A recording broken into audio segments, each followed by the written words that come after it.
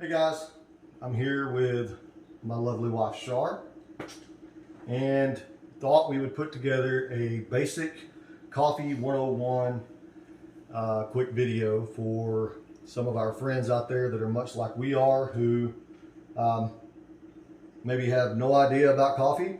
I know we didn't when we got started in this business, and so we've learned a lot, and sometimes coffee can be intimidating. I know I have friends that don't even go to Starbucks or participate when the office goes and gets coffee because they don't know what to order or know anything about it. So we just thought we would put together a quick video and show you guys, tell you guys a little bit about what we know and just get the basics down for you. So some of the things we're going to cover really quickly will just be basic drinks that you know about or may have heard of from like a Starbucks or somewhere like that. And we're going to finish up by showing you how to pull a quick shot of espresso on just a regular home-based machine. So with that being said, Shar, Yeah, basically speaking, there's two methods for creating the coffee drinks that we all order anywhere we go. There's brewing and espresso. Many of the drinks that you would order, whether it be a latte, mocha, macchiato, they all start with a basic espresso. So brewing method is it encompasses, and it's broadly speaking, but brewing encompasses drip coffee, French press, Pour overs, AeroPress, all of them. Right. So before we go any further, coffee itself, coffee beans come from a tree, and they're grown in. There's a lot of environmental factors that have to be exactly correct for coffee to grow, and so they're only grown in certain regions of the world. And coffee is actually grown on a tree, and it's in a cherry, and it's called a coffee cherry. And so they're picked, and there's a couple different processes that a coffee goes through. Well, there's several processes. There's a lot actually, very in depth, and we're not going to get into any of that. Basically, the coffee is picked. The cherries are dried, or they're fermented, or there's a lot of different things, and the cherry pits or the cherries are washed away, and then the coffee is allowed to dry, and basically you end up with green coffee beans. So if you're thinking vaguely, coffee beans would be like a paint, and Lord knows, there's all different kinds and brands and qualities of paint. So there's a lot of different kinds and brands and styles of coffee beans. A roaster would be like an artist. So the magic happens when a coffee is roasted, and there's many different levels of roast. There's many different ways of roasting and styles, and dependent upon those styles, time, temperature, how long the coffee is roasted, actually determines the type of coffee that you end up with. So coffee beans are the substrate, and roasters are the artists that make the coffee what it is and what you taste in your cup. Yep. Some of the drinks that you may have heard of that we're going to talk about is espresso itself. Espresso is simply the extraction of the coffee grounds through high pressure steam and almost boiling water. There's actually about 4 common shots of espresso, and when you refer to a shot, it's how much of the extracted product is available or is used. The most common is just called a single and a double, and so a single shot of espresso is 1 ounce, and a double shot is 2 ounces. So there'll be a quiz later. Make sure you guys have that down pat. Another drink is just really popular, is just a plain latte. A plain latte is espresso with a layer of steamed milk and then a layer of the milk foam on top. And actually, a latte is the most popular and most well-known drink in the world, and hasn't always been that way. A latte is the most common drink single-handedly because of a small little coffee chain you guys may have heard of called Starbucks. Right. Next would be the Americano. An Americano is a shot of espresso topped off with hot water on the top. And that's a funny story how the espresso really came to be. So, Americano. Americanos. So the Americano, the reason it's called an Americano, actually originated in Italy because espresso itself is actually an Italian form of brewing coffee.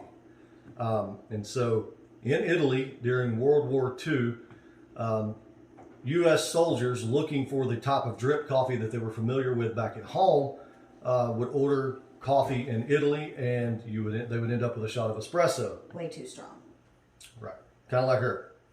So the way that baristas in Italy combated this was to add hot water to an espresso shot in order to be more palatable to soldiers. And so, boom, the Americano was born. The Americano, in some parts of the world, actually gets kind of a bad rap. It's considered to be not an actual coffee drink, and neither here nor there. That's how the Americano was born. So I think we're going to have the last Alaskan, Matt, I show am the us last how to one. do the espresso shot now, and we will pour it in and actually make a Americano or a latte. You know, so today we only talked about the espresso, the latte, and the Americano. There are cappuccinos, macchiatos. There's doppio shots. There's mochas, and there's so many others out there. And we'll cover those eventually, and we can answer questions for anyone that would like to know. But you know, for the most part, an espresso shot and a latte and Americano are very, very common. And so if you go into a coffee shop and just want to begin trying espresso, trying a coffee drink, you can try one of those three. At least you know what one of those three are. And you can add your own flavors to it. You know, every coffee shop is a little bit different. So those are the three that we're going to start with today. The other thing that you can do to start learning is at home. There are many, many companies out there that offer or that sell home espresso machines. And they're different qualities, different prices. Some are really expensive and some, you know, are not so expensive. And each one of them perform on the same method. And that's they're going to force water through coffee grounds or through espresso grounds at a very high pressure and a very high heat and give you a shot of espresso. Well, the quality will be dependent upon your machine. And beans and you know, the roasting method and the grind, the amount of time. You know, for us here in our business at Alaska Latte, we use about a 20-gram puck of espresso. Our espresso is ground from a single source bean, and it is made in a process called a honey process, and it is roasted in the amazing, great state of Alaska. Whoop, whoop. Right. You know, a lot of good things come out of Alaska. My wife, number one. Coffee, number two. Bears, moose. There's a lot of great things out of Alaska, but we use a 20-gram puck of coffee or of espresso, and we brew it, or we extract it for about 28 seconds. We have perfected the grind to kind of match that. We have found that has been about the perfect shot of espresso. So today I'm going to show you guys just how we do it at home. This is actually our house, our kitchen. This is the machine that we use at home, and it is a home machine. It's not a commercial machine. The commercial machines are very expensive. They run off, you know, usually 208 or 240 volts, and they're a piece of machinery. They're very, very large. So you won't find a commercial type espresso machine at home. But those manufacturers like Simonelli and Rancilio, they all make machines for home use as well. So if you want a suggestion on types of machines, we'll be glad to discuss those, you know, with you guys. But today we're using the one that we use at home that's really common. You can get them about anywhere. They're online. But this is the Breville Barista 870 XL, and it has a built-in grinder, espresso grinder, on it. And so this is called a portafilter, and there's a basket inside of here that'll come out, and you have that in a single shot version and in a double shot version. And we really like espresso, as you can tell. Alaska Latte. So we brew nearly everything in a double shot portafilter basket, and this is called a doser. And on this machine, I'm going to turn it around so you can see it on the camera. On this machine, the portafilter sits inside the doser, The grinder's on top with our beans. And I have this one set. It has a dial to adjust the amount of espresso that is dosed. And I have this one set at almost perfectly 20 grams, but I have a scale here that we could measure it should we need it to. So we're gonna grind the beans. It's gonna get kind of loud, so you may not be able to hear me.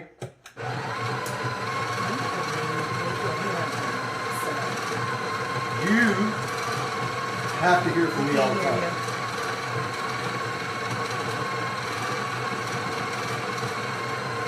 All right, so ground the beans.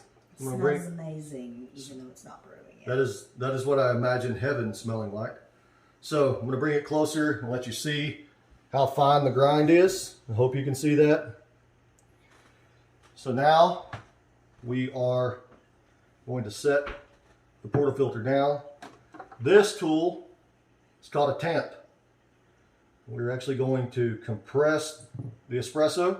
You use about 30 pounds of pressure to tamp the espresso to a good solid puck to allow for the maximum amount, perfect amount of boiling water to shoot through there. There you go.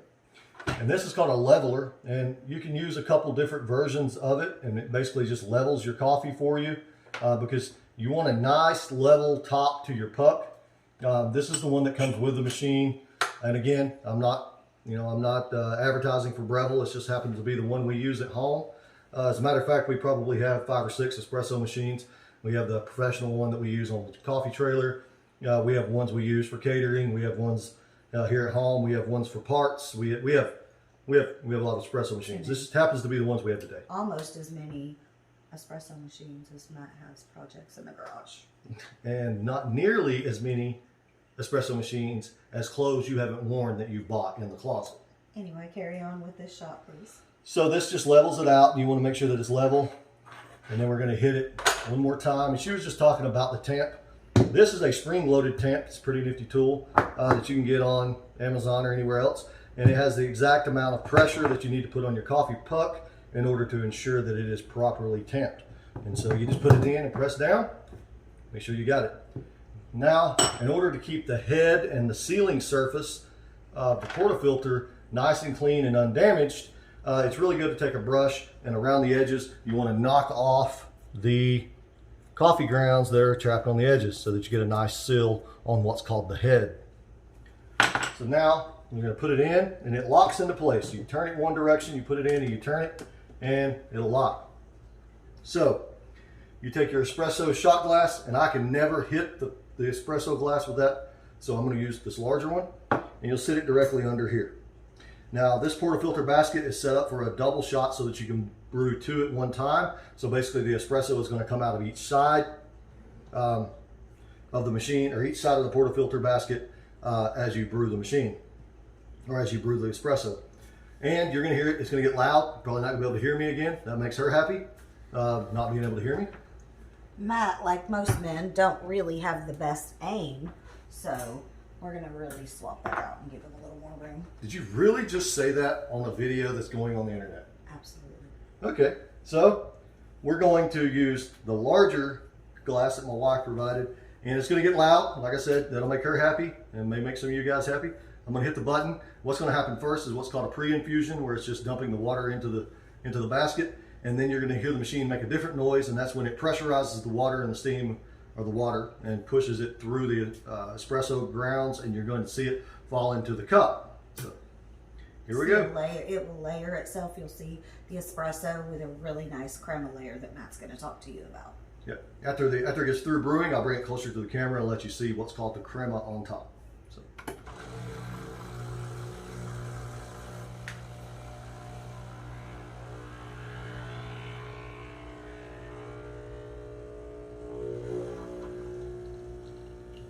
Looks great. You want it to look pretty dark, kind of almost muddy, like a mixture. But you can watch as it extracts that it's separating as it continues to express. It needs to look very velvety and not watery. That means you have a really good shot of espresso brewing. So I'm going to bring this a little closer to the camera. And as you can see there, how it's separated into different levels. I hope you guys can see that. and the the golden level on top is called the crema. So from here to make different drinks, if you wanted just a shot of espresso, you've got just a shot of espresso. Now you can add flavors to it. You can add cream, you can add milk, you can add half and half.